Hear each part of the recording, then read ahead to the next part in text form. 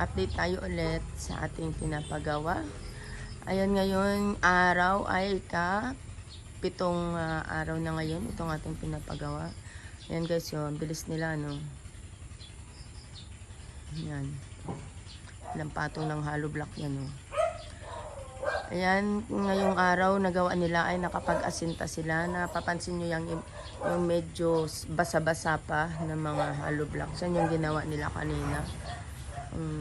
Nakapag-asinta sila. Tapos nagtanggal na rin sila ng mga yung box ng buhos. Ayan, yan ang kanilang pinagtanggalan, yung mga box niya. Ayan. Bali, gagamitin pa nila ulit yan. Tatanggalin yung kanyang mga pako para hindi naman sayang, di ba?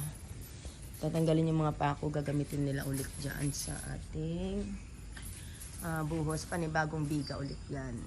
Yan yung may bakal na yun, nakikita nyo na pahaba. Yan, biga ulit yan.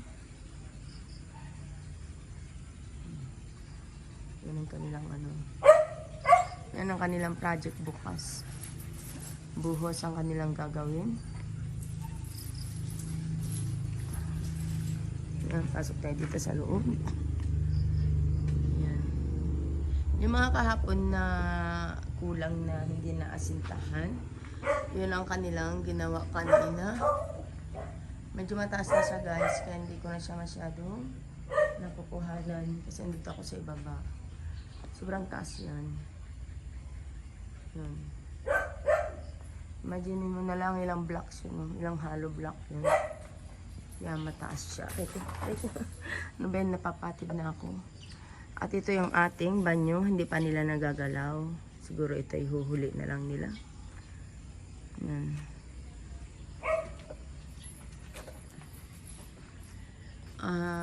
Dito, hindi sila makapaglagay ng bintana kasi walang tutungtungan.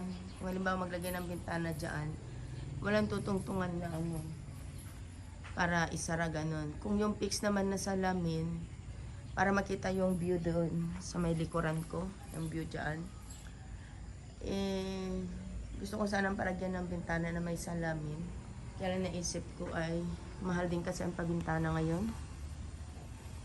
Ang mahal niya ngayon ang pabintana, kaya mo na lang naman ito receiving area, kumbaga. Pag may bisita, dito matutulog. Tapos sa mga kumbaga parang ito ay pinagawa ko na para sa mga pamangkin ko. Pag nagpupuntahan sila dito sila matutulog. Hindi na kailangan na doon pa sa taas. Doon sa bahay ko mismo, hindi na. Dito kasi dyan lang naman yung bahay ko. Ayan o, yung hagdan na yan. Dyan lang naman. Akyat lang siya dyan. So, ang bintana niya ay yan lang. Tsaka dito sa taas. Tsaka meron dyan. Ang level ng taas ng dito sa ibaba ay nakikita niya yung bakal na yan. Yan, hanggang yung bakal na yan. Yan. Yan yung bakal na yan. Hanggang dyan. Sa ibaba. Medyo mataas na rin. Tapos ang taas niya, ng bubong naman niya ay yun. Yan yung bakal na yan. Wari ko yung bakal na yun. O baka tataasan pa. Yan, hindi ko na itanong pero ito yung naitanong ko kanina. Kung hanggang saan ang taas, sabi ay ari daw. So, ayan guys. Update ko kayo ulit sa susunod na mga araw. Siguro hindi ko maaraw-araw ito na titignan natin kung may araw-araw natin to na makuhanan. Pero makukuhanan ko naman araw-araw, kaya lang yung pag-upload. Hindi ko naman agad-agad na may upload kasi gawa ng marami rin ginagawa kasi. Naging busy. So, ayan guys, maraming salamat sa inyong suporta. Thank you so much.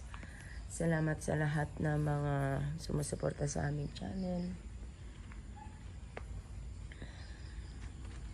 Hanggang dito na lamang ulit ang isa na naman naming vlog. At huwag sana kayo magsawa na sumuporta po. Thank you so much. Ito yung kanilang pinaghaluan dito kanina. Kawawa yung iba kong mga halaman. Magiging, ano na sila, namamatay-matay na. Gaya dyan,